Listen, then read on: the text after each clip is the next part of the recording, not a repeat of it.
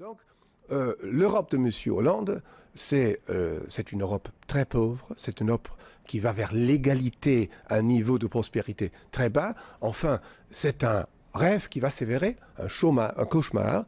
Et heureusement, il y a assez de pays en Europe, autour de l'Allemagne, qui vont défendre l'Europe du marché commun, l'Europe de la compétitivité, et qui ne vont pas suivre cette voie néfaste. Pierre Petit. Non, mais ce que je regrette dans le discours de François Hollande, c'est que manifestement, 20 ans après, il n'a pas lu le traité qu'il a signé, qu'il a approuvé.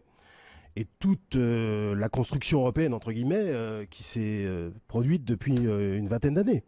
Donc là, il découvre qu'il faudrait une politique de change. Mais j'ai rappelé le traité tout à l'heure, l'article 111. Il était très clair de ce point de vue. Donc pour le reste, effectivement, il n'y a rien à dire. Il n'y a pas de projet européen de toute façon. La politique en Grande-Bretagne est une politique de désindustrialisation. Voilà.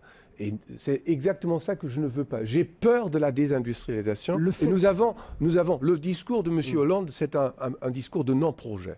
C'est le discours d'un homme qui n'a aucune vision, qui n'a aucun projet, mais qui répète ses slogans idéologiques, ses convictions et qui révèle son incompétence totale. C'est un danger public. Alors la vision pour l'Europe, c'est la réindustrialisation. Oui, redécouvrant l'économie réelle et regardant dans les pays où ça a réussi, comment cela a réussi. Ça n'a pas été un effet secondaire de votre politique monétaire, mais c'est un effet de la volonté d'hommes comme vous, qui veulent entreprendre et qui savent qu'il faut faire aussi bien que d'autres. Et nous avons besoin des hommes comme vous, monsieur. Dit-il à Laurent Wronski, réaction à la place de M. Hollande. On a 1 minute 30. Je suis